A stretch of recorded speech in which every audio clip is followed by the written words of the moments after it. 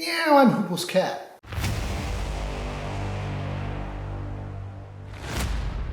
I've read this book and I'm going to review it for you. Now Archie gets really sick and he collapses in fact. They're actually looking for Rose who's disappeared. Dad actually looked at him and then leaned forward and vomited once more. A beautiful plash of liquid onto the earth. What's happened? GH was demanding an explanation. You're alright, you're alright. Pretty obvious denial of circumstance. Ruth, however, is doing something that they probably should have done 48 hours beforehand. Ruth was cataloguing. They had old antibiotics. They had a hot water bottle. They had that powder drink for when you were down with flu. You dissolved it in hot water and slept for hours. They had sea salt and olive oil and basil, and laundry detergent and band-aids, and a huge package of those little travel packages of tissues that were so handy to have in your purse. George had $10,000 in cash tucked away for emergencies. They were rich. Would any of that be a salve to what this was? Well, the answer is no. Obviously, some of that stuff's useful to have. But if there's a major disaster like this, the point of having cash on hand is to spend it as fast as possible to get supplies, while people are still unaware enough to sell it to you for cash. The ATMs are down, the internet's down, you can't use credit cards or debit cards. But if you throw some cash at them, they might let you buy stuff in their convenience store until they know what's going on, in which case you're not going to be buying anything. However, like I said, a couple of days have gone by. The unnamed narrator actually mentions quite often towards the end of the book things that are going to happen much further in the future than where the book is set. And this is very interesting for me as a reader. None of the men in the car noticed the little egg shack. None of them knew that Amanda was inside it, finding instead of Rosie only the goodly scent of farm labour. The Mudds, whose land that was, would never again bring fresh laid eggs back to that little shed. Whatever this is, it's going to be long and it's going to be terrible. Clay has another epiphany. I didn't know what to do. I can't do anything without my phone. I'm a useless man. My son is sick and my daughter is missing and I don't know what I'm supposed to do right now in this moment right here. I have no idea what to do. His eyes horribly damp. Clay tried for composure. He swallowed the sob like it was a burp. He was so small. GH has a plan. That plan is a guy. George couldn't explain his faith that Danny... We need to stop. We're going to Danny's house. Whose house? George couldn't explain his faith that Danny, of all people, would understand what was happening and have, if not a solution, a strategy. That's the kind of man he was. They could go to Danny and say the girl was missing or the boy was sick, or they were all afraid of the noises in the night, and Danny, like the Wizard of Oz, could grant good health and safe passage. Danny was our contractor. He's our neighbour. He's a friend. That's an interesting viewpoint. Danny's also appeared earlier on. Ruth is talking about how GH is enamoured with Danny the contractor and how most of the house was designed by Danny. The ideas that they incorporated were Danny's ideas. Danny literally used his hands and his technical know-how with their cash to build their house for them in a way that Danny wanted it to be built. They're happy with that. But like cell phones and the internet, it means they're actually fundamentally disconnected from the entire thing. Danny was in the kitchen, taking stock of what they had on hand, and was irritated by the interruption. That was evident as he opened the doors. Once he'd seen the news alert, Danny had gone out for supplies, for news. He'd come home with groceries, but little else. This is a surprise. GH could see he'd miscalculated. Danny went on. I'm surprised you guys are out. What do you mean? GH was trying to get something, anything. What do I mean? Danny's laugh was hard and angry. There's real shit going on out there, George. You don't know that? You can't hear it from that nice house of yours? My guys did a good job, but I know you heard it last night. My family is renting George's house. We're here from the city. Clay didn't know why he was trying to explain himself. He couldn't understand how little Danny was interested. That's a lucky break for your family. Danny knew the man was from the city. It was clear. He did not care. Can you imagine what a shit show that must be? What do you know? Have you heard anything? George asked. And that's always going to be a critical question. People are always going to ask that. What do you know? What have you seen? They like to talk. They like to create the narrative. If they have a narrative, they have a role within the narrative, they feel safe.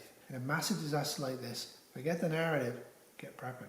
I know what you probably know, Danny sighed, impatient. Apple News says there's a blackout. I think, okay, we're safe out here. I've got no service, I've got no cable, but I've got power. So I drive into town for some stuff. I think the store's going to be mobbed, right? Nope, quiet. Not like before a snowstorm, more like after a foot has fallen. No one knows what's going on, it's just another day. I come home, I hear that noise and think, that's it, we're not leaving. Then last night, the noise again, 3 times. Bombs, missiles, I don't know, but I'm staying put until I hear that I shouldn't. You went to the store, George wanted to be clear. Stocked up, came home. It doesn't feel like out there is a place to be. My son is sick. Clay didn't know how to explain that something had knocked the teeth from Archie's 16-year-old mouth. It made no sense. He was vomiting. He seems okay now. Clay was still hopeful. GH interjected. He lost his teeth, 5 of them. They just fell out, we can't explain it. His teeth? Danny was quiet for a while. You think it has something to do with that noise? Danny did not know that the teeth in Karen's mouth were themselves loose and would soon fall out. Danny's 4-year-old daughter's upstairs not feeling great. Again, it's puzzling me in a radiation type event. It's going to be a lot of people ill. It's not just going to be 1 or 2 people. It's going to be everybody's going to feel pretty sick at this point. It won't just be Archie and Karen. George understood why Danny had closed the door at his back. George had expected human communion, but he forgot what humans were actually like. I thought it was the right thing to do, seek medical attention. Danny was not smiling. That's the old way, George. You're not thinking clearly. There is no help, Danny was saying. They had misunderstood what kind of person he was. They had misunderstood people. I don't know what you're going to do. I'd do anything I had to for my daughter, so that's what I'm going to do. I'm locking the doors, getting out my gun, I'm waiting, I'm watching. Was the mention of a gun a threat? GH understood it as one. We shouldn't go to the hospital? I don't have any answers for you guys, I'm sorry. This apology was almost a remembered instinct, but Danny was sorry, for all of them. He shared what information he had. Yesterday I saw deer from the kitchen. GH nodded. Deer were everywhere out there. Danny clarified, not deer, not a family of deer, a migration. I've never seen so many in my life. 100, 200, couldn't even guess. There was more than that. The eye couldn't take them all in, couldn't find them in the shadows of the trees. Only the people who knew such things knew that there were around 36,000 deer in the county. They were not the deer Rose had seen on their way to join those. A mass migration, a disaster response, a disaster indicator, a disaster unfolding. In what is almost a running joke, bathtub. Danny offered some advice. I think you should get back in your car and drive to your house. Leave, also leave me alone. That's the only thing I got for you. Hunker down, lock the door, and we didn't have a plan beyond that. Fill the bathtub, store water, take stock of your food, see what supplies you have. So I'm not really impressed with any of this bunch. Danny's kind of got on the right track here, and the rest of them, I don't know. I would actually hate to be saddled with these people in this scenario, because really they're fundamentally flawed. And we can go on ad nauseum about what they should have done, but I think what they did was fairly normal. That's the scary part. That's why the book's a great book to read, because you might have a prepper mindset, or you might not. But it's important to see what normal people are expected to do and might do in a sudden and very dramatic disaster. They become unhinged. However, the youngest one of the bunch, Rose, she does not become unhinged. She adapts to a new reality. Almost instantaneously, she realizes there's something to adapt to. Rose had woken with conviction. That's what it was to be a kid. But also she had a mission. If she had looked back, Lot's wife, Rose might have seen a flamingo, pink and furious, flying through the air.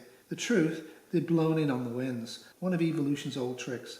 Stowaway lizards on a log, swept to sea like Noah and Esma, might make landfall on some new shore and get busy getting busy, their descendants devastating native foliage. The flamingos were as angry as the humans to find themselves there, but they'd have to make do. They'd have to suss out some algae. They nested once a year, but that was all it took. And maybe 1,000 generations from then they'd be inbred, some of a crazy colour, antifreeze blue from sipping swimming pools, some new species. Maybe they'd be all that would be left. Leave the world behind. What world are we leaving behind? The world of civilization, or the world that's out there beyond the Airbnb? I think both. But are you not curious as to what's going on in the world? A time zone away, it was still dark, but then it was dark in so many places. Some people were committing suicide. Some people were packing things up in cars and hoping they'd be able to get a mile or 2 or 10 or wherever it would take to reach wherever safety endured. Some people thought they'd crossed the border, not realizing that such lines are imaginary. Some people didn't know anything was amiss. There were towns in New Mexico and Idaho where nothing had happened yet, though it was odd how no one could seem to talk to their satellites overhead. People still went to jobs that in time they would see were wholly useless, selling potted plants or making up hotel beds. Governors declared states of emergency but couldn't figure out how to tell anyone. Some people started to realize that they had a naive faith in the system. Some people tried to maintain that system. Some people were vindicated they stockpiled guns and those filter straws that make any water safe to drink. However much had happened, so much more would happen. The leader of the free world was sequestered beneath the White House, but no one cared about him. Certainly not a little girl tripping through the woods and thinking about Harry Styles. Rose has re-entered the forest. Rose is on a mission.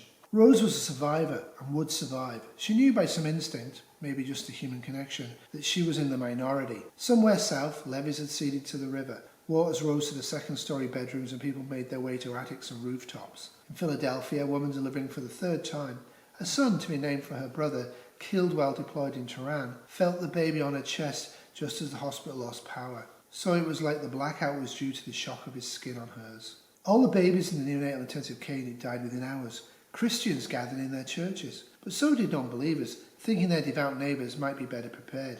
Not so, alas. In some places people were panicking about food. In others they were pretending not to. The staff at a Salvadorian restaurant in Harlem grilled food in the street, handing it out for free. Only 24 hours in, most people stopped listening to the archaic radios and expecting to understand. Was this a test of faith? It affirmed only their faith in their ignorance. People locked doors and windows and played board games with their families, though a mother in St. Charles, Maryland, drowned her 2 daughters in the bathtub, which struck her as far more sensible than a round of chutes and ladders.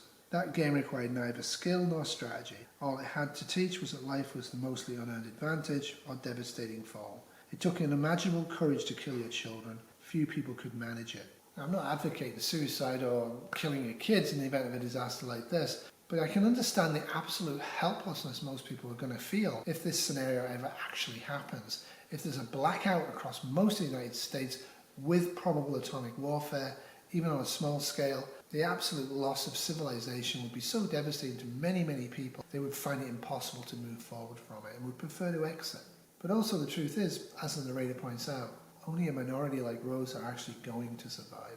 I think it's great if the book actually had no end. I think it's great if the book actually had no hope for the future. But alas, there is a little bit of hope in here.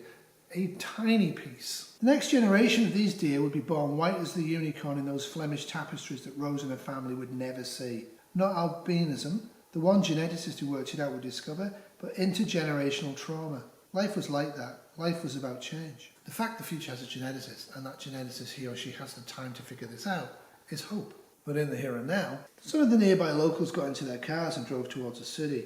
There were no police, so they sped. Brooklyn smelled. Spoilage in refrigerated cases gone warm. Garbage accreting on the corners or wherever. Plus the trapped commuters. The bipolar homeless man, the press secretary to the mayor, the optimist who'd been heading to job interviews at Google, slowly becoming unclaimed corpses. Not always true. Definitely not true in all scenarios. For most scenarios, if you've got some safe place to go that's not inside a city or a suburb, you probably should go there as soon as you think there's a problem. Don't wait for confirmation. Get there, you can always come home again. Rose. She was not dumb. She did not expect salvation. She understood that alone they had nothing. Now they would have something, and it would be thanks to Rose. Rose is heading to that house that she and Archie saw. She's trying to do something. She couldn't know, she would never know, that the Thorns, the family who lived there, were at the airport in San Diego, unable to make arrangements since there were no flights operating domestically because of a nationwide emergency without precedent, as though precedent was required. The Thorns would never see this house again in their lives, though Nadine, the matriarch, would sometimes dream of it before she succumbed to cancer in one of the tent camps the army managed to erect outside the airport. They'd burn a body before they stopped bothering with that, as the bodies outnumbered the people left to do the burning. For those of you who are American, you might not know that San Diego is on the west coast of the United States. So far in the book, all we've been talking about is New York, Queens, Brooklyn, Long Island, East Coast, South Carolina. This is the first time in the book we're clearly told if we're thinking it's the entirety of the United States of America, not just the East Coast. We're also told that this is going to go on and on and on for years, and many, many people are going to die. Which is pretty much true. That's the way it's going to be. It's not going to be driving across the United States in your fast car to rescue your estranged wife and daughter, and then she'll be in love with you again. And then you'll have lots and lots of supplies and live happily ever after in the wasteland. True, absolute fall of civilization with no rebound immediately will kill hundreds of millions of people in the United States of America. Not straight away though. So Rose smashes her way into the house through a glass that's already been cracked by the noise. She's not giving up. Her normalcy bias has been suspended. But she went into every room, opened every closet, pulled back the shower curtains, knelt to look beneath the beds. Rose is systematically going through that house looking to see what she can take to use or what she can leave there and then use later on. This is smart. This is really, really early on. This is before the Dannies of the area have decided, oh my gosh, this is still going on. I better check out the neighborhood cottages and see if there's anything I can steal. Rose is getting in there really early. Rose is smart. Rose is a survivor. She went back to the den and switched on the television. The screen was blue. Rose opened the cabinet beneath it and found the PlayStation and dozens of plastic boxes holding various games and dozens of DVDs. They didn't have a player at their house, but there was one in the classroom, and she wasn't stupid. She decided on Friends. They had the whole box set. It was the episode where Rose fantasized about Princess Leia. The sound of the television made her feel so much better. She turned the volume loud to keep her company as she ransacked. Band-Aids, Advil, a package of batteries. These were the treasure, but it was meant as proof. I think Rose is about 12, and this is totally typical behaviour. I think it's great that she knows this is real. I think it's great she realises her parents are pretty much useless, and I think she realises that Archie's down for the count, and he's also somewhat useless. She knows she has to adapt. She adapts immediately. There's a house over there. I'm going to it. I'm going to knock on the door, see if they can help us. If there's nobody there, I'm going to break in. I'm going to take what we can use in the here and now and take it back, because the power is still on in my place, but it may not be on for very long. Under which as well, the only way this is actually possible if there's a very small hydro power station that's actually generating power that's feeding into them, or if there's actually a secret government bunker nearby on the same system. They don't actually lose power, they're extremely fortunate. Over time you'd expect them to lose power, but they were lucky, they actually maintained power when everybody else lost it, and that's a force multiplier that they're failing to use. So 241 pages later, we've reached the last paragraph. They didn't know how it would end, with night, with more terrible noise from the top of Olympus, with bombs, with disease, with blood, with happiness, with deer or something else watching them from the darkened woods. Well, wasn't that true of every day? Excellent book. I enjoyed it. Fairly good read. Lots of aha moments in it for me. The stereotypes of the characters made it very clear to me how people would react in a major disaster. Feel free to read the book and leave me your comments below. I think it's fascinating. Please remember this is a review of the book, not of the film. I have no interest in your comments on the film right now. There will be another video after I watch the film where I actually talk about what I think the differences are and what's stronger and weaker in the film compared to the book. And by all means, if you want to talk about the film on that one, please feel free. I know it has generated a lot of both positive and negative buzz, but from what I've seen from the clips, I don't think I'm going to like it, but you never know. This is an A for me, not an A+. I do recommend you read it. I really enjoyed it. So if you feel like giving me a subscription, please do. Otherwise, I'll keep making videos like this. Have a great day. Toodles. Oh, fill your bathtubs full of water. Now. This has been a 2024 Wolfie Terry's Had a Treat production.